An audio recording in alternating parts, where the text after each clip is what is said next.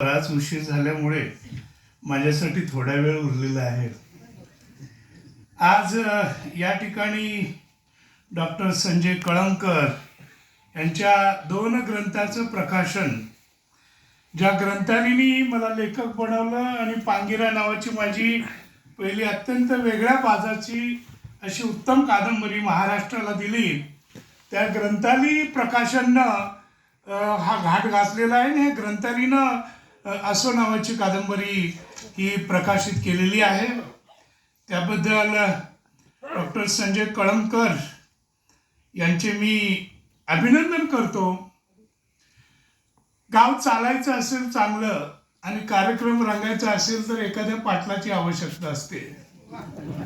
आणि आज या ठिकाणी तर एकापेक्षा अधिक पाटील आहेत, त्यामुळे आमचं गुऱ्हाळ लांबणारच.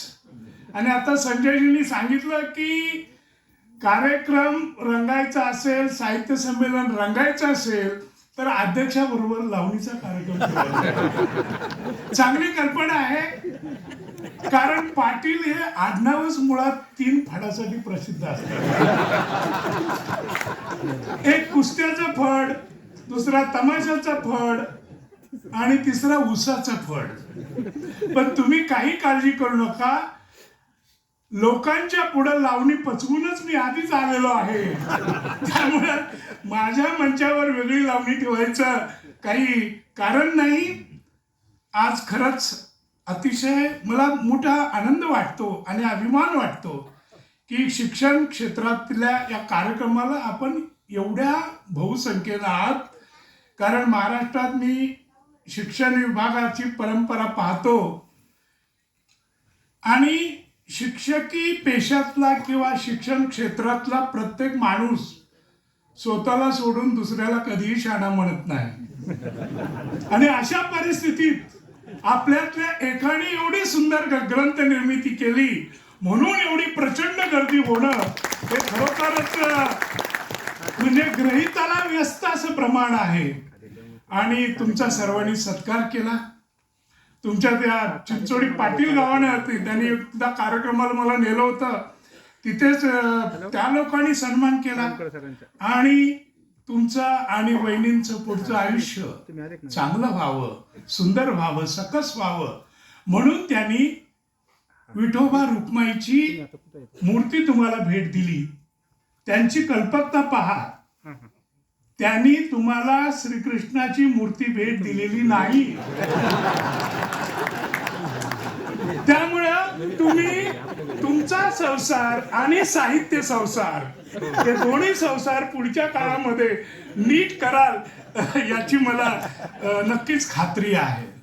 आता विषय झाला की तुम्ही साहित्य संमेलनाचे अध्यक्ष व्हावे अशी तुमच्या सहकार्याने अपेक्षा व्यक्त केली. माझी सुद्धा ती अपेक्षा आहे. पण काय आहे की माणसाच्या जीवनामध्ये एकापेक्षा 2 कला असल्या, म्हणजे पूर्वी एक राजा असायचा, त्याची राण्या असायच्या, एक आवडती आणि दुसरी नावडती. पण आता कलावंताच्या बाजूने बोलायचं झालं तर एक आवडती कला आणि एक अधिक आवडती कला. मला असं वाटतं की तुमची वाणी रसाळ आहे, तुमची लेखणी स्वच्छ आहे, पण तुमच्या अति आवडत्या कलेकडं म्हणजे थोडं शब्द कलेकडं म्हणजे वाणीकडं थोडं दुर्लक्ष करून तुम्ही लेखणीवर अधिक जर जोर दिलात तर येत्या 15 वर्षाच्या आत तुम्ही नक्कीच लोकांच्या मागणीनुसार मराठी साहित्य संमेलनाचे अध्यक्ष व्हाल याची मला खात्री आहे. कारण तुम्ही जे लिहिलेलं दुसरं पुस्तक आहे जयवंत दळवींच्या साहित्य संसाराबाबत, ते मला खूप आवडलेलं होतं. तुमच्या कादंबऱ्या सकस आहेत. आताची ही तुमची असो नावाची कादंबरी सुद्धा एक उत्तम कादंबरी आहे. किरण नावाचा शिक्षक, त्याची प्रियसी शिल्पा आणि शैक्षणिक क्षेत्रामध्ये आपल्या जीवनशिल्पाला ते कसे आकार देतात याची ही सुंदर कहाणी आहे. तसं पाहिलं तर गुरुजी, मास्तर किंवा शिक्षक याच्यावरच्या कथा कादंबऱ्यांची कमती नाही आहे. व्यंकटेश माडगुळकरांनी बनगरवाडीपासून सुरुवात केली, त्यानंतर खरे मास्तर सारखी श्रीना पेन्शनची कादंबरी आहे, अनेक कादंबऱ्या आहेत. पण तुमची कादंबरी त्या वाटेवर एक वेगळी कादंबरी आहे. तुमची भाषा उत्तम आहे, तुम्ही कल्पक प्रसंग उभे करता आणि त्यामुळे तुम्हाला मी श्रेयस चिंतितो. तुमच्या विनोदी लेखनाबद्दल बोलायला नको, तुम्ही उत्तम विनोदी लेखक आहात. कारण रामदासांनी म्हटलेलं होतं, टवाळा आवडे विनोद. पण सामाजिक व्यंगावर जर बोट ठेवायचं झालं तर उत्तम विनोदी लिहिता आलं पाहिजे. आणि अनेक बड्या बड्या लेखकांची ठेपे उडते विनोदी लिहिताना. ते कसब तुम्हाला उत्तम आहे. तर तुमची विनोदाची लेखणी सुद्धा तुम्ही जशी मिराजदार शंकर पाटलांचं नाव घेता तशी वरच्या पायरीवर अगदी चिवी जोशी आणि आचार्य अत्रेंच्या पायरीकडे जावी अशी अपेक्षा मी व्यक्त करतो. आणि तुम्हाला मी खूप शुभेच्छा देतो. आज या ठिकाणी मुख्यतः मराठी शाळा, मराठी भाषा याबद्दलचे प्रश्न उपस्थित होतात. मित्रहो, मी गेल्याच महिन्यामध्ये, महिना पण झाला नाही, रिवा नावाचं ठिकाण आहे मध्य प्रदेशातलं एक पूर्वीचं संस्थान. तिथं माजी राष्ट्रपती रामनाथ कोविंद यांच्या समवेत माझं एक व्याख्यान होतं. आणि त्या व्याख्यानात मी सांगितलं की मी जिल्हा परिषद शाळेचा विद्यार्थी आहे. याचा मला मोठा अभिमान आहे. मी कोल्हापूर जिल्हा परिषदेच्या शाळेचा विद्यार्थी आहे. आणि मी जिथे जातो तिथे सांगतो की पिंजऱ्यातले पक्षी आणि रानातले पक्षी याच्यामध्ये फरक असतो. मला जिल्हा परिषदेच्या आणि म्युन्सिपाल्टीच्या शाळेतली शिकणारी मुलं ही गरुडासारखी वाटतात. याचं कारण असं की वादळ येऊ, वारा येऊ, धारा येऊ, प्रत्येक ऋतुमानामध्ये आपले पंख फडफडावीत, येणाऱ्या वादळाशी आणि चक्रीवादळाशी ते सामना करतात. याचा अर्थ मी इंग्रजी शाळेतल्या विद्यार्थ्यांना कमी लेखतोय असं नाहीये. पण ज्या वेळेला माय मराठीचा प्रश्न उभा राहतो त्यावेळेला आम्ही आमच्या आईच्या बाजूने उभा राहतो. जसं मूल चांगलं घडवायचं असेल तर मातेच्या अंगावरचं दूध पाहिजे. आणि ते अगदीच मिळत नसेल तर गाईचं दूध वापरा म्हणतात. बाकी काही भुकट्या बिकट्या वापरू नका. तसं जसं आईचं दूध महत्वाचं असतं तसं आईच्या मुखातले शब्द सुद्धा महत्वाचे असतात. आणि हे आपल्या मुखानं हे शब्द पेलवत जी मुलं पुढे येतात ती जीवनामध्ये महान होतात. हा माझा अनुभव आहे. गेल्या 50-60 वर्षामध्ये महाराष्ट्रामध्ये जेवढे कोणी शास्त्रज्ञ झाले त्यापैकी 98% शास्त्रज्ञ हे जिल्हा परिषदेच्या शाळेमध्ये शिकलेले आहेत. नोबेल पारितोषिक दिलं जातं साहित्याचं. जगातले ज्या लेखकांना 70-80 लेखकांना पुरस्कार मिळालेले आहेत नोबेल पुरस्कार, त्यापैकी 90% लेखक हे आपल्या मातृभाषेमध्ये लिहितात. आणि त्यामुळे मी तुम्हाला सांगतो की मातृभाषेला पर्याय नाही आणि मातृभाषेची आपण झेंडा फडकावला पाहिजे. आपण पाहतो आम्ही खूप हे भोगलेलं आहे. बऱ्याच वेळेला म्हणजे इंग्रजीच म्हणत नाही पण आपली भाषा सोडून दुसऱ्या भाषेमध्ये जी मुलं शिकायला जातात ती आपली राहतातच असं नाही आहे. कारण जिल्हा परिषदेच्या शाळेमध्ये शिकलेला कुठलाही मुलगा किती मोठा झाला, धनवान झाला, बलवान झाला तरी कधी तो आपल्या आई वडिलांना वृद्धाश्रमाचा रस्ता दाखवणार नाही. पण दुसऱ्या भाषेमध्ये शिकलेला मुलगा कॉम्प्युटरच डॅड मॉम तुमचं तिकडे पाठवलेलं आहे तिकडे जा म्हणतो.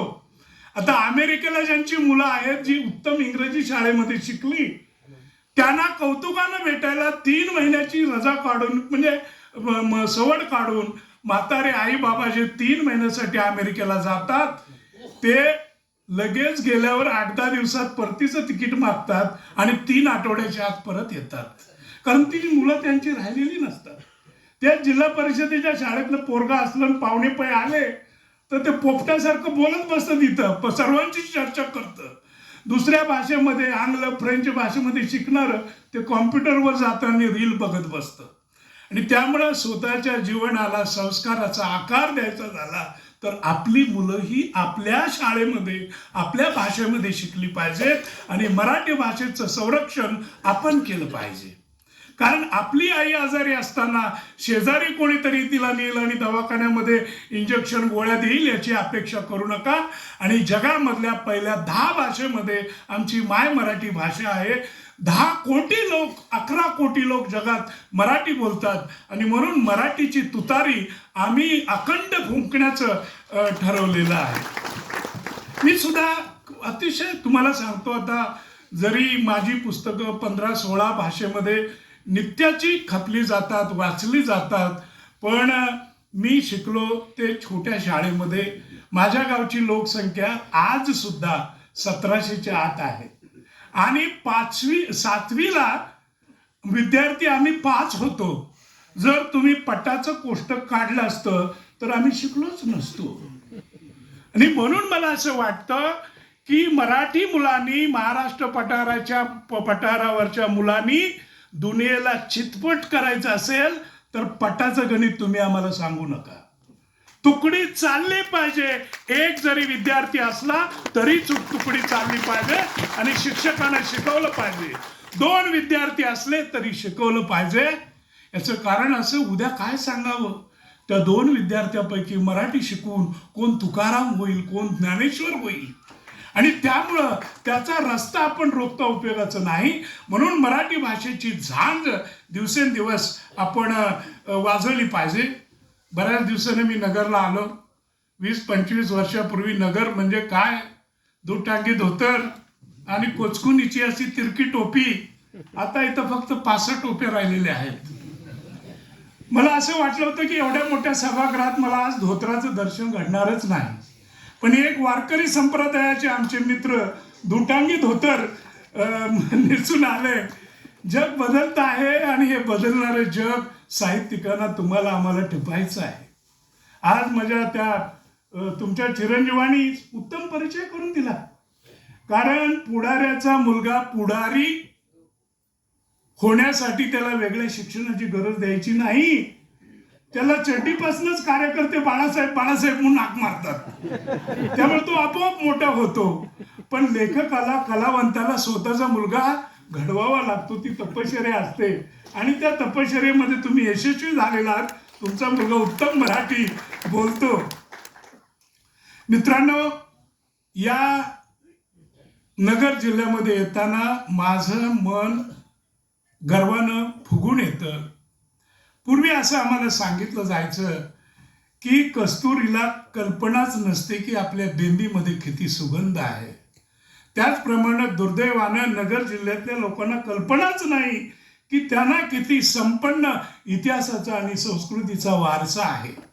मी तुम्हाला सांगितलं तर धक्का बसेल की छत्रपती शिवाजी महाराज यांचा जन्म जरी शिवनेरीला झाला असला तरी आपल्या वयाची पहिली बालपणातली 4 ते 4.5 वर्ष त्यांनी नगर जिल्ह्याच्या मातीमध्ये घालवलेली आहेत.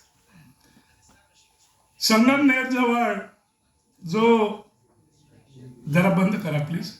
संगमनेर जवळ जो पेमगड आहे, या पेमगिरी म्हणतो, त्याला पेमगड पण म्हणतात, शहागड पण म्हणतात. तर या पेमगिरीवर छत्रपती शिवाजी महाराजांचं 3.5 ते 4 वर्षाचं बालपण गेलेलं आहे. आज राजगड आणि रायगड ही मराठ्यांची राजधानी मानतात. पण मी तुम्हाला असे गाडीवर पुरावे देतो की मराठ्यांची पहिली राजधानी होती ती पेमगड. 1632 ते 1635 शहाजी महाराजांनी ही पेमगडला पहिली राजधानी स्थापन केली. आणि तो किल्ला जरी छोटा असला तरी शहाजी महाराजांचं राज्य कुठून कुठं होतं, भीमेपासून गोदेपर्यंत, म्हणजे पुण्यापासून नाशिक पर्यंत 64 किल्ले छत्रपती शहाजी महाराजांच्या ताब्यात होते आणि ते अनभिक्षित सम्राट होते. फक्त नावाला एक निजामाचं पोरग बसवलेलं होतं, सर्व मुस्लिम सरदार सुद्धा बरोबर ठेवण्याच्या व्यवहारी उद्देशानं. अन्यथा पेमगिरीवर शहाजी महाराजांचं राज्य होतं. इतिहासात पुरावे आहेत की अत शहाजहान आणि तत शहाजी, म्हणजे शहाजी महाराजांचं एवढं मोठं बंड होतं की तुम्हाला मी मुद्दाम आठवण करून देईन की 18 जून 1631ला बुरहानपुराजवळ मुमताज महल मरण पावले. मुमताज महल म्हणजे शहाजहानची पत्नी. आणि शहाजहान मुमताज महलचं प्रेत घेऊन यमुनेकाठी गेला आणि त्यानं ताजमहाल बांधला. ताजमहाल बांधताना त्यानं शपथ खाल्लेली होती की जोपर्यंत, मोठं काम घेतलेलं होतं, भव्य होतं. जगातली सर्वात भव्य इमारत बांधायची होती, कौशल्यपूर्ण बांधायची होती. 20,000 कामगार आणि 20 वर्ष हे त्याचं गणित होतं. आणि त्यानं शपथ घेतलेली होती की जोपर्यंत ताजमहाल बांधणार नाही तोपर्यंत मी आग्रा सोडणार नाही. आणि त्यावेळेला शहाजी महाराजांनी इथं स्वराज्याचा एवढा सुंदर प्रयोग केला की तो प्रयोग हाणून पाडण्यासाठी महाबत खानाचं 4 सरदार आणि 4 लाख लोक, शहाजहाननं 4 लाख सैनिक पाठवले होते. पण शहाजी महाराज काय पराभूत झाले नाहीत. आणि शेवटी आपली शपथ मोडून शहाजहान आग्र्याहून परत इकडं नाशिक आणि नगरच्या बाजूला आला. आणि जो माहुलीचा किल्ला आहे, या माहुलीच्या किल्ल्याला 9 महिने त्यानं वेढा दिलेला होता. शहाजहानच्या भाषेत आमच्या शहाजी महाराजांचं वर्णन करायचं तर शहाजी हा एक असा मराठा आहे की तो ज्या पर्वतासमोर उभा राहतो त्या पर्वताला आपोआप पाय फुटतात. आणि म्हणून याला मला महाराष्ट्रात ठेवायचं नाही. म्हणून शहाजहाननी शहाजी महाराजांना हद्दपार केलं अशा ठिकाणी की जिथं दऱ्या आणि डोंगर नाहीत. आणि म्हणून नाईलाजानं शहाजी बाबांना विजापूरला जावं लागलेलं आहे. हा या भूमीचा इतिहास आहे. म्हणजे छत्रपती घराण्याची, शिवाजी महाराजांच्या घराण्याची, स्वराज्याच्या प्रयोगाशी आपण किती जवळ आहोत याचा आपण विचार करायला पाहिजे. दुसरा एक मुद्दा मी आठवण करून देईन की या जिल्ह्यामध्ये एक गाव असं आहे, छत्रपती शिवाजी महाराज महापराक्रमी संभाजी महाराज होऊन गेले. पण या दोघांच्या काळामध्ये सुद्धा कुणालाही म्हणजे इथे महाराष्ट्रात मोगलांच्या फौजेचा पूर्ण पराभव करता आला नाही. तो प्रयोग इथे झालेला होता आणि तो 1624ला भातवडीच्या लढाईत झालेला होता. आणि ही भातवडीची लढाई सुद्धा जिंकली ती शहाजी महाराजांनी मलिक अंबरला सोबत घेऊन. आणि मुद्दाम मी सांगेन की ज्याला आपण गनिमी कावा म्हणतो, या गनिमी काव्याचा जन्मच भातवडीच्या रानात झालेला आहे. याचं कारण असं की जहांगीरची म्हणजे शहाजहानचा बाप औरंगजेबाचा आज्जा त्यानं 60,000 फौज पाठवलेली होती. विजापूरवरनं 40 आले, लाखाची फौज समोर होती. आणि मलिक अंबर आणि शहाजी बाबांकडं फक्त 40,000 होते. म्हणजे 40,000 घेऊन लाखांना कसं मारायचं, शक्यच नाही, विजय मिळूच शकत नाही. त्यावेळेला त्या भातवडीच्या जवळचा तो बंधारा, तिथली नदी, तिथले डोंगर यांचा फायदा घेऊन, उपयोग करून शहाजी महाराजांनी मलिक अंबरनी पहिली लढाई जिंकली. त्याला भातवडीची लढाई म्हणतात. त्या भातवडीच्या लढाईमध्ये शहाजी महाराजांचा स्वतःचा भाऊ मृत्युमुखी पडला. तो शरीफजी बाबा त्याचं स्मारक आहे. हे तुम्ही तुमच्या मुलांना दाखवा. मला वाईट वाटतं की आपण इतिहास विसरतो. अरे कुठल्याही बाबा बुवांसाठी आपण 10 लाख लोक गोळा करतो, त्यांना उन्हात बसवतो. पण ज्या भातवडीनं पहिल्यांदा मोगलांचा पराभव केला त्या भातवडीच्या युद्धाला गेल्या वर्षी 400 वर्ष झाली. आता 401 वर्ष आहे. खरं म्हटलं तर भातवडीच्या युद्धाचे नगारे आणि दुदुंबी नगरच्या गावागावामध्ये वाजायला पाहिजे होती. पण आपल्याला आपला इतिहासच माहिती नाही. हे आपलं दुर्दैव आहे. आणि म्हणून आपण आपला इतिहास माहिती करून घेतला पाहिजे. एक अतिशय सुंदर आणि संपन्न असा जिल्हा आहे. इथे आमचा मित्र सदाशिव अमरापूरकर अभिनेते माझे मित्र होते. मामा तोरडमल यांच्याकडून आम्ही धडे शिकलेलो आहे. आणि त्याहीपेक्षा छत्रपती शिवाजी महाराजांना मोठं करण्यामध्ये पुणे आणि सातारा इतकाच किंबहुना कणभर जास्त हात हा नगर जिल्ह्याचा आहे. याचे मी गाडीवर पुरावे तुम्हाला देईन. कारण स्वराज्याचे सरसेनापती असं आपण ज्यांना म्हणतो ते मानकोजी 10 तोंडे हे चांद्याचे तुमच्या वाटेवरच्या, किंवा शिवाजी महाराजांचं जे गुप्तहेर खातं प्रसिद्ध होतं त्या गुप्तहेर खात्याचा मुखिया म्हणजे बहिर्जी नाईक हा आपल्या पारनेर तालुक्यातल्या हांगे गावचा. जिजाऊ साहेब आमच्या महामाता शहाजी बाबांच्या बरोबर संसार करायला आल्या त्यावेळेला त्यांच्या वडिलांबरोबर कारभारी म्हणून ज्यांना पाठवलेलं होतं ते गोमाजी बाबा पाणसंबळ हे सुद्धा तुमच्या या नगर जिल्ह्यातलेच आहेत. तर अशी किती प्रचंड माणसं इथं होऊन गेली स्वातंत्र्याच्या उंबरठ्यावर डाव्या विचाराचं. किंवा प्रागतिक विचाराचं वादळ हे नगर जिल्ह्यामध्ये होतं. नगर जिल्ह्याला त्यावेळेला महाराष्ट्राचा केरळ म्हटलं जायचं, कारण एवढे कम्युनिस्ट विचाराचे आणि प्रागतिक विचाराचे लोक इथं होते. संयुक्त महाराष्ट्राच्या निवडणुकीत 11 पैकी 10 काँग्रेसचे उमेदवार पराभूत केले होते संयुक्त महाराष्ट्र समितीनं, ते इथेच. आणि याच नगर जिल्ह्यानं सखा पाटील, मोरारजी देसाई आणि यशवंतराव चव्हाण यांना घाबरवून सोडलेलं होतं की आपल्याला महाराष्ट्राला मुंबई द्यायला पाहिजे आणि महाराष्ट्र द्यायला पाहिजे. यासाठी योगदान या नगर जिल्ह्याचं होतं. किती इथले सामान्य माणसं, असामान्य कर्तृत्व होतं त्यांचं. अहो, तुमच्या गावामध्ये डॉक्टर श्रीराम रानडे या नावाचे मोठे जुन्या काळातले सर्जन होते आणि ते काँग्रेसचे, पक्के काँग्रेसचे होते. आणि त्यांच्या धर्मपत्नी कमलाबाई या कम्युनिस्ट विचाराच्या होत्या. आणि ज्या वेळेला एकदा पंडित नेहरू पंतप्रधान असताना नगरला आले, नगरच्या भेटीवर, आणि जिल्हा काँग्रेसचे अध्यक्ष म्हणून आमचे श्रीराम रानडे त्यांच्याबरोबर गेले, दिवसभर फिरत होते. मग त्यांना सर्किट हाऊसवर सोडून डॉक्टर साहेब 9:15 आपल्या वाड्यामध्ये आले. तेवढ्यात 9:45 वाजता कार्यकर्ते पळत आले आणि ते सांगायला लागले की पंडितजींनी तुम्हाला बोलावलेलं आहे. म्हणजे काय झालं? म्हणजे पंडितजींना ताप भरलेला आहे. काय काय झालं विचारलं आणि सांगितलं ह्या गोळ्या द्या.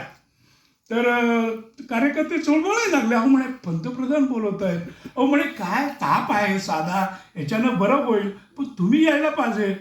तर रानडे साहेब म्हणाले सांगा पंडितजींना की ही माझी झोपायची वेळ आहे, उद्या सकाळी तुम्हाला फार तर मी भेटेल. म्हणजे अशी अक्कडबाज, पक्कडबाज, अशी पाठीचा कणा असणारी स्वाभिमानी माणसांची नगरी आहे. आणि मी कमलाबाईंची, रानड्यांची मुद्दाम आठवण करून देतो की महाराष्ट्राला अण्णाभाऊ साठे आणि शाहीर अमर शेख या दोघांना या महास्त्रीने एवढा पाठिंबा दिला.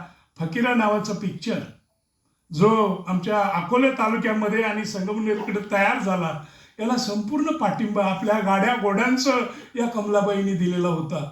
आणि हा डावा विचार जपण्याचा सुद्धा त्यांनी प्रयत्न केला होता.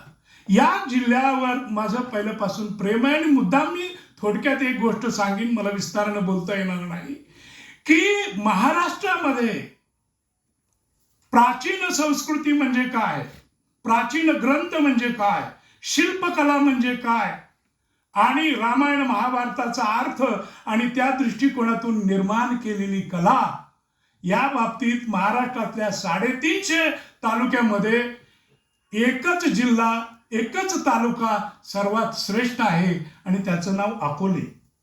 या अकोल्यामध्ये पूर्वीच्या ज्या मूर्त्या आहेत, रामायण महाभारताशी जे नातं आहे, किंवा तिथला तो प्रसिद्ध किल्ला नाही मोठा आपला हरिश्चंद्रगड, हा हरिश्चंद्रगड बघितलं तर हरिश्चंद्रगड सुद्धा किती अभ्यासाचा आहे. आणि म्हणून मी म्हणतो की कस्तुरी मृगाला आपल्या बेंबीतल्या सुगंधाची कल्पना नसते, तसा एवढी शास्त्र, संगीत याची कल्पना, म्हणजे याचं जे भव्य देणं आहे हे या जिल्ह्याने दिलेलं आहे. म्हणून मला इथे येताना, तुमच्यासमोर भाषण करताना मला नेहमी आनंद होतो. आणि माझ्या व्यक्तिगत जीवनामध्ये मला एक फार मोठी या जिल्ह्याची संधी करायची, सेवा करायची संधी मिळाली, ती म्हणजे शिर्डीचा एअरपोर्ट. मुख्यमंत्री देवेंद्र फडणवीस यांच्यासमोर एक कंपनी आलेली होती सिंगापूरची, आणि भरपूर पैसे घेऊन त्यांनी सांगितलं की आम्ही कमीत कमी 10 ते 12 वर्षामध्ये शिर्डीचा विमानतळ पूर्ण करून देतो. मी त्या खात्याचा उपाध्यक्ष होतो आणि देवेंद्रजी अध्यक्ष होते. मी त्यांना पटवून दिलं की 10 वर्षाची गरज नाही आणि 10 वर्ष ते पूर्ण करणार शिर्डी एअरपोर्ट, आणि 25 वर्ष त्यांच्या ताब्यात द्यायचं. ते कशासाठी? तर फक्त 200 कोटी आपले खर्च करण्यासाठी. तुम्ही मला पैसे द्या, मी तुम्हाला 2 वर्षाच्या आत शिर्डीचं विमानतळ बांधून दाखवतो. आणि मला साहेबांनी 2 वर्षाची मुदत दिलेली होती.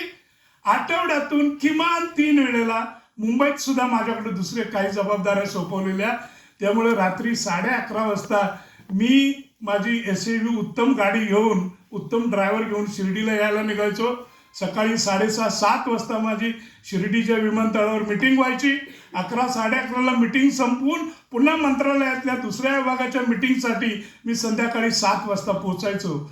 असं मी काम केलं. आठवड्यातून किमान 3 वेळा शिर्डीला भेट आणि खूप चांगल्या क्लुप्त्या चांगली माणसं हाताशी घेतली आणि 2 वर्ष नव्हे तर 14 महिन्याच्या आत तो इंटरनॅशनल एअरपोर्ट मी बांधून पूर्ण केला आणि साईबाबांची आणि तुमची सेवा करण्याची मला संधी मिळाली. मला असं वाटतं की तुम्हाला संजय कळमकर किंवा बाकी आमचे ॲडव्होकेट साहेब आहेत या सगळ्यांच्या जीवनाकडे जर पाहिलं तर आपण जीवनाकडं निकोप दृष्टीनं पाहिलं तर तुम्ही जीवनामध्ये उत्तम यश मिळवू शकता. मग काही लोकांना आवडतं नाही आवडतं त्याची पर्वा करायची नाही, कारण लोक शहाणे असतात. ज्या झाडाला जास्त फळे असतात त्यालाच ते दगडे मारतात. वांजोट्या दगडाला कोण कशाला मारेल, वांजोट्या झाडाला. तर तुम्ही पर्वा न करता जीवनामध्ये उभं राहिलं पाहिजे आणि त्या दृष्टिकोनातून मला आजची ही नगरची भेट खूप महत्त्वाची वाटते. संजय कळमकर यांना मी शुभेच्छा देतो आणि मी मुद्दाम तुम्हाला सांगेन की मी जो सगळा हा इतिहास सांगितला शहाजी महाराजांचा आणि पेमगडचा, तुमची ही संस्था 4थ्या शिवाजी महाराजांचं नाव घेऊन उभी आहे. शिवाजी महाराजांना घडवणारा महापुरुष म्हणजे दुसरा गुरुबिरी कोण नसून शिवाजी महाराजांचे महागुरु हे छत्रपती शहाजी महाराज होते. कारण 2 वेळेला दिल्लीच्या बादशाच्या लाखाच्या फौजेला रणातलं ऊन दाखवण्याचं काम हे शहाजी महाराजांनी केलं. शहाजी महाराजांनी गनिमिकावा शिकवला. ज्याला राजमुद्रा आपण म्हणतो ती संस्कृत राजमुद्रा ही शहाजी महाराजांनी लिहिली. म्हणजे त्यावेळेच्या भारतातल्या 13 संस्कृत विद्वानांपैकी एक पहिल्या 5तले विद्वान होते ते म्हणजे शहाजी महाराज. तर या शहाजी महाराजांनी महागुरूंनी हे घडवलेलं आहे आणि तुमची ही संस्था ही मराठा शिक्षण प्रसारक मंडळ आहे. तुम्ही जाणीवपूर्वक भातवडी आणि पेमगडाकडे लक्ष द्या. तुम्हाला कमी कोण काय इतिहासात पुरावा कमी जास्ती म्हटलं मी तुम्हाला अक्षरशः गाडीवर पुरावे देईन. संस्कृत काव्य आणि महाकाव्य आहेत. अरे शिवाजी महाराज कसे होते हे आम्हाला शाहिरांनी सांगितलं, कथांनी सांगितलं, लोककथांनी सांगितलं, बकरींनी थोडंसं लिहिलं. पण शिवाजी महाराजांना साक्षात कुणी पाहिलं, रोज त्यांचं काय चालायचं हे कुणीच आम्हाला सांगितलं.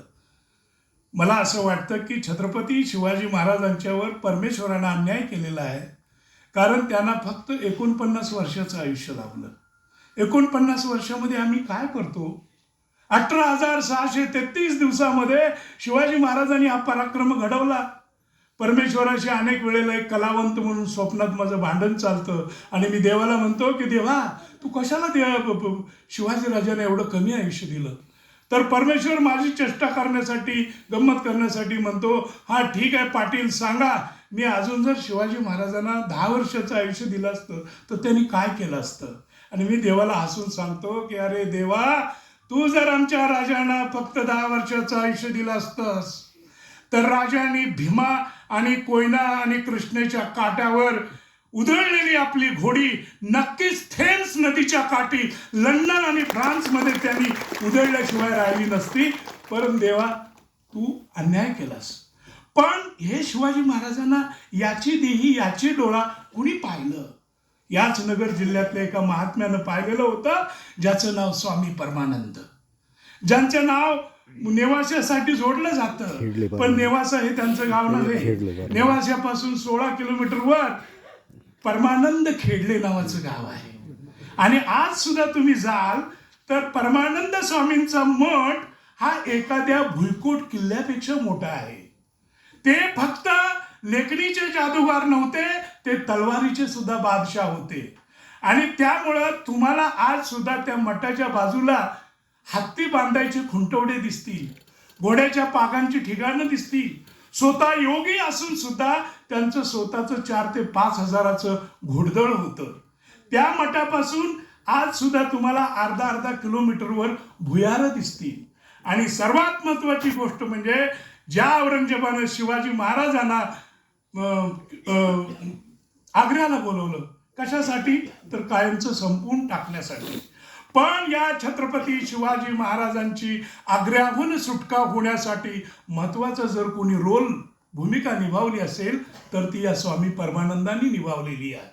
स्वामी परमानंदांच्या मैत्रीतले रामेश्वरापासून हिमालयापर्यंत सगळे योगी, हटयोगी, नाथपंथी सगळेच पुरुष होते. आणि या सगळ्यांची मदत घेऊन छत्रपती शिवाजी महाराजांना त्यांनी कसं सोडवलं हे मी माझ्या आता नवीन जी कादंबरी आसमान भरारी, शिवाजी महाराजांच्यावर मी कादंबऱ्या लिहितोय, त्यातलं 3री कादंबरी आज पुण्यात प्रकाशित होते यावेळेला. तर या आसमान भरारीमध्ये स्वामी परमानंदांची भरारी मी लिहिलेली आहे. ह्या सांगीवांगीच्या गोष्टी नाही. स्वामी परमानंदांना मग औरंगजेबानं 2-3 वेळा अटक केलेली होती. 3-3 महिने गुराढोरासारखं मारलेलं होतं. आणि शिवाजी महाराजांच्या सुटकेमध्ये हा या स्वामीचं महत्वाचं कार्य होतं हे सांगितलेलं. हे कुणी केलं? या नगर जिल्ह्यातल्या महापुत्राने केलं. आणि म्हणून मी तुम्हाला या निमित्तानं आठवण सांगतोय. आपण परवा करत नाही, आपण विचार करत नाही सारासार की औरंगजेबाची फौज किती होती. लाहोर त्याच्याकडेच होतं, काबूल, कंदार, लाहोर पासून ते ब्रह्मदेशापर्यंत वेगवेगळ्या ठाण्यावर त्याच्याकडं 10.5 लाखाची फौज होती. आणि मराठ्यांची फौज कधीही 1 लाख ते 1,05,000च्या वर ना संभाजीराजांच्या काळात होती ना शिवाजीराजांच्या काळात होती. आणि त्यामुळं या औरंगजेबाला वाटत होतं की त्याने मुद्दाम लबाडीनं बोलावून घेतलेलं होतं आणि शिवाजी कधीही सटकू शकत नाही असा त्याला भ्रम होता. कारण एवढं फौज, एवढी तयारी करून कसे काय शिवाजी सटकू शकणार. पण 17 तारखेला ज्या वेळेला 17-18 ऑगस्ट 1666ला ज्या वेळेला महाराज सटकले, त्यावेळेला त्याच दिवशी संध्याकाळी औरंगजेबानं आदेश दिला आणि शिवाजी महाराजांच्या शोधासाठी 2 लाख घोडी बाहेर पडलेली होती. आणि उत्तरेतल्या अगदी राजस्थान पासून, गुजरात पासून मध्य प्रदेशापर्यंत जिथे तिथे शिवाजी महाराजांचा शोध सुरू होता. आणि औरंगजेबाची खात्री होती की कोणत्याही परिस्थितीत शिवाजी महाराज आपल्या हातून सटकू शकत नाही. आतापर्यंत नाटककारांनी, शाहिरांनी त्याच्यामध्ये उभं केलंय की महाराज पेटाऱ्यातून सटकले. ज्या वेळेला औरंगजेब अतिशय हुशार माणूस होता. एक लक्षात घ्या की हिमालय मोठा आहे म्हणून हिमालयाला सर करणारा गिर्यारोहक त्याहून मोठा होतो. आपले शत्रूच महाभयंकर होते, त्यांचा पराभव करून त्यांची बेइज्जत करणारे आपले नायक हे खऱ्या अर्थी महानायक आहेत.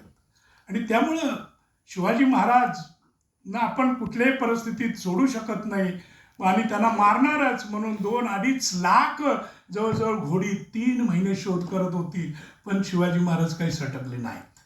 ते मुख्यतः आले म्हणजे प्रयागवरनं अमरकंटक नावाचं जंगल आहे, त्या सगळ्या ठिकाणी 4-4 वेळेला मी गाडीनं जाऊन आलेलो आहे. अमरकंटकवरून पलामू नावाचं झारखंडमध्ये ठिकाण आहे, त्या पलामूवरून ते गेले छत्तीसगडला, छत्तीसगडवरून ते गेले रायपूरला, रायपूरवरून गेले बस्तरला, बस्तरवरून गेले हैदराबादला, हैदराबादवरून गोवळकोंड्याला, गोवळकोंड्यावरून पंढरपूर आणि पंढरपुरावरून पुन्हा राजगडला आले. म्हणजे एक लक्षात घ्या की जिथे औरंगजेबाचा प्रभाव नाही, क्षेत्र नाही, ही सगळा रस्ता त्यांनी हुशारीने निवडलेला होता. आणि त्याच्यामध्ये जे 2-3 महत्वाचे त्यांचे सहकारी होते, बैरजी नायकासह, त्याच्यामध्ये सर्वप्रथम हा स्वामी परमानंद होते.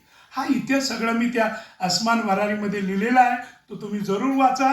पण मी एवढंच सांगेन की या कादंबरीचा शेवट करताना मी एक आठवण अशी लिहिलेली आहे की जिजाऊ साहेब म्हणतात की अरे शिवबा, ह्या औरंगजेबाच्या ह्या 10-12 लाख शस्त्र सामग्रीतून तू कसं काय सटकलास. त्यावेळेला शिवाजी महाराज म्हणतात की आऊसाहेब, मी एकच केलं की औरंग्याच्या आबूच्या स्वप्नात न दिसेल असता रस्ता मी पकडला म्हणून मी जिवंत इथपर्यंत आलो.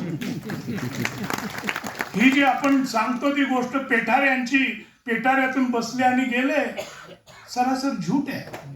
पेटारे केलेले महाराजांनी, पण ते त्यांना भुलवण्यासाठी. ज्या वेळेला शिवाजी महाराज पेटाऱ्यातनं गेले आणि संभाजी महाराज पेटाऱ्यामधनं गेले हे कळल्यावर औरंगजेब हसला आणि म्हणाला की शिवाजी राजा हा आपल्या मुलावर प्रेम करणारा होता, तो ते आपल्या मुलाला कशाला पेटाऱ्यामध्ये ठेवेल. म्हणजे गेलंय. म्हणजे कसं गेलंय, अरे कालचा दिवस म्हणजे 17 तारखेला संभाजी महाराज हे औरंगजेबाच्या दरबारात उपस्थित आहेत आणि 17ला रात्री सटकले. कारण शिवाजी महाराजांना कैद केल्यापासून कधीही संभाजी महाराजांच्यावर बंधनं नव्हती आणि संभाजी महाराज दरबारात बाजारात सगळीकडे फिरायचे. ते म्हणाले जर यांना न्यायचं असतं तर पेटाऱ्यातून नेण्याआधी नदीच्या पलीकडे जाऊन लपून बसा म्हणून सांगितलं असतं. आणि जहांगीरच्या काळामध्ये बादशाहीमध्ये हरणं जास्त होती. हरणा त्यांचे एक काय म्हणूया त्याला प्राणी संग्रहालय होतं आणि त्या प्राणी संग्रहालयातून औरंगजेबानं एक मोठं हरण मागवलं, एक छोटं मागवलं, ते त्याच पेटाऱ्यामध्ये घातलं आणि सांगितलं तेवढ्याच अंतरावर तुम्ही हरणं न्या, बघूया काय करूया. आणि मग जे काय 5-6 कोसावर गेल्यावर त्या मोठ्या पेटाऱ्यातलं हरण मरण पावलं. छोटा पेटाऱ्यातलं बेशुद्ध पडलेलं होतं, त्याला लगेच दवा पाणी वगैरे केलं. त्यामुळं या पद्धतीनं शिवाजी महाराज सटकणं शक्य नाही.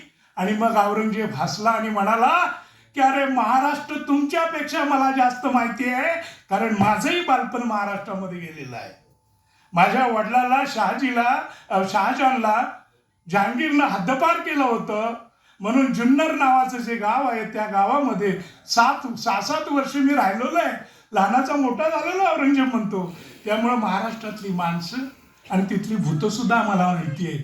विशेषतः कोकणातली भानामती, चेटकी ही सगळे माहिती आहेत. आणि शिवाजीने चेटूक केलं तुमच्यावर. तुम्हाला फक्त ते पेटारे बघत असायला लावलं, पेटारे पेटारे पेटारे, त्यातून जातोय का आणि दुसऱ्या कुठल्या मार्गाने ते सटकले हे तुम्हाला कळू दिलं नाही. आणि तुम्ही विसरू नका 4-5 वर्षापूर्वी या शिवाजीचा घात करण्यासाठी मी माझ्या शाहिस्ते मामाला पाठवलेलं होतं. आणि शाहिस्त्याची ज्या वेळेला त्यांनी 3-4 बोटं तोडली त्या दिवशी कात्रजच्या रानात जंगलामध्ये मराठे पळतायत म्हणून आमचे बेवकूफ 15,000 फौजी पळायला लागले. आणि रानात पळाल्यावर त्यांना कळलं की ते मराठे नसून बैल आहेत आणि बैलांच्या शिंगांना पोत बांधलेले आहेत आणि ते पेटवलेले आहेत. इसका मतलब ये है मामा के लिए बैल और भांजे के लिए पिठारा, इसके सिवा कुछ नहीं. आणि ही जी पेटाऱ्याची कथा ही आपली आबरू वाचवण्यासाठी तशीच चालू ठेवा. पण या शिवाजी महाराजांच्या नावाच्या माणसानं हे आपल्याला बेइज्जत केलेलं आहे आणि हे माझ्या जीवनातलं दुःख आहे. म्हणजे औरंगजेबानं पुढे ज्या वेळेला वसियतनामा लिहिला स्वतःचा म्हणजे मृत्यूपत्र, त्या मृत्यूपत्रामध्ये त्यानं लिहिलेलं आहे की शिवाजी नावाचा कैदी माझ्या हातून सटकला आणि मी त्याला सटकू दिलं. मी बेफिकीर राहिलो आणि त्याची सजा मला दक्षिणेत जाऊन पुढे 27 वर्ष भोगावी लागली. तर ही कहाणी सगळी मी आसमान भरारीमध्ये लिहिली आहे, ती तुम्ही वाचा. आणि या निमित्तानं मी तुम्हाला पुन्हा एकदा विनंती करतो की तुम्ही खरंच खूप महत्त्वाचं काम करता आहात. 4थ्या शिवाजींची आठवण जर तुमच्या संस्थेनं त्यांचा हे जागरण केलं नसतं तर पुढच्या पिढ्यांना राहिली नसती. त्याबद्दल मी तुम्हाला सलाम करतो. पण त्याचबरोबर पेमगिरी आणि हे आपलं दुसरं जे गाव आहे भातवडी या दोन्हीकडं तुम्ही लक्ष द्या, कारण 30 मार्क आणि तेच आपले स्फूर्तीचे धरे आहेत. आणि म्हणून कारण कुठे रानात छोटासा दगड गावला तरी लोक त्याची पूजा करून गावभर दंगा करतात. आणि इथे तर तुम्ही बादशाहांना लोळवलेलं आहे आणि त्याचा अभिमान तुम्ही तुमच्या पुढच्या पिढ्यांना सांगायला हवा. तुम्ही मला बोलावलं, माझा सन्मान केला, त्याच्याबद्दल मी खूप आभारी आहे. पुन्हा एकदा मला आनंद यासाठी वाटतो की साहित्य संमेलनाचा अध्यक्ष मी झालो. माझ्या बाबतीत एक कदाचित वैशिष्ट्य ठरेल की एका निरक्षर मातेचा पुत्र हा साहित्य संमेलनाचा अध्यक्ष होतो हे माझ्यापासून सुरू झालेलं आहे. आणि त्यामुळं त्याही माझ्या मातेला पित्याला मी सलाम करतो. आणि तुम्ही माझ्या शब्दावर प्रेम केलं, हे प्रेम असंच राहू द्यावं. एकच फक्त अर्ध्या मिनिटामध्ये मी आठवण सांगेन की मी प्रांत होतो याला ठाण्याला, एका तलाट्याला मी निलंबित केलेलं होतं. आणि मग साक्षीसाठी जावं लागतं, न गेलं तरी चालतं. मी त्यावेळेला शिव होतो. शिक्षण खात्याचा आणि तुमचा आणि माझा खूप जवळचा संबंध आहे. कारण रायगडला कोणी 3 महिन्याच्या वर अजून सुद्धा शिव टिकत नाही. मी 20 वर्षापूर्वी 3.5 वर्ष मी रायगडचा शिव होतो आणि त्या काळात मी 7,500 शिक्षकांची भरती केलेली होती आणि त्यापैकी कुणावरही भ्रष्टाचाराचा आरोप कधी झालेला नव्हता. हे काम करण्याची मला संधी मिळाली. तर या ठिकाणी मला हे आलं, पत्र आलं की तुम्ही साक्षीला या कल्याणच्या कोर्टात. मी वकील दिला की माझी येण्याची आवश्यकता नाही, मी सगळं केलेलं बरोबर केलेलं आहे. न्यायाधीशांनी परत पत्र पाठवलं की तुम्हाला पुढच्या वेळेला यावं लागेल. मी मोठा वकील दिला, मोठा वकील गेला. न्यायाधीशांनी परत मला नोटीस काढली की तुम्ही पुढच्या तारखेला जर आला नाही तर तुमच्यावर अटक वॉरंट काढण्यात येईल. मग मी अजून मोठा वकील बघायला गेलो. त्यावेळेला मला मोठ्या वकिलांनी सांगितलं की कुठल्याही पदावरच्या माणसाचा स्वाभिमान महत्वाचा असतो, कशाला त्यांचा स्वाभिमान दुखवता, तुम्हाला बोलवलं ना, जा साक्ष देऊन या. मग मी गेलो त्या साक्षीदाराच्या पिंजऱ्यामध्ये उभा राहिलो. त्याने विचारलं, विश्वास मेहपती पाटील, तुमचं नाव काय? हो. हा तलाठी तुमच्याकडे होता. ही तुमची सही? हो. ही स्वाक्षरी तुमची? हो. बरं, मग आता कुठली कादंबरी लिहित आहे? पुढचा प्रश्न. आणि मग माझ्या लक्षात आलं की न्यायमूर्तींनी मला कशासाठी बोलवलेलं आहे. आणि माझी साक्ष संपून मी खाली जाण्याची गडबड करू लागलो. तेवढ्यात तो कोर्टाचा पांढऱ्या कपड्यातला शिपाई म्हणाला, साहेब गडबड करू नका. सकाळी बंगल्यावरून निघताना न्यायाधीश साहेबांनी त्यांच्याबरोबर तुमचाही दुपारचा जेवणाचा डबा आणलेला आहे आणि त्यांच्या अँटी चेंबरमध्ये तुम्हाला भोजन घ्यायचं आहे. त्यांच्याशी भोजन करताना मला ते म्हणाले की मी वराडाकडचा आहे, नागपूरकडचा, यानंतर इकडे बदली होईल. पण या तुमच्या त्या निर्माण पत्राच्या सहीवरून लक्षात आलं की तुम्ही तेच विश्वास पाटील आहात. आणि म्हणून माझ्या आवडत्या लेखकाला भेटण्यासाठी मी थोडासा सत्तेचा दुरुपयोग केला, पण माझी भेट झाली. याचा अर्थ असा की मी असं समजतो की मी काय लिहिणार आहे याच्याकडे जर न्यायदेवता सुद्धा एवढ्या बारीक नजरेनं डोळा ठेवून असेल तर या पुढच्या काळामध्ये सुद्धा याहून अधिक सुंदर लिहिण्याचा मी प्रयत्न करेन, तसा शब्द देतो. आणि संजय काळमकर जसे स्वभावाने मोकळे चाकळे, तसे त्यांचे शब्द सुद्धा क्लिष्ट नाहीत, थेट भिडणारे आहेत. लेखणीतले असोत, वाणीतले असोत, त्यांनी यापेक्षा अधिक लक्ष द्यावं आणि अधिक आवडतीपेक्षा थोड्या नावडतीकडे जास्त लक्ष द्यावं. तुम्ही संमेलनाचे अध्यक्ष व्हाल अशा तुम्हाला शुभेच्छा देतो आणि आपली रजा घेतो. जय हिंद, जय महाराष्ट्र.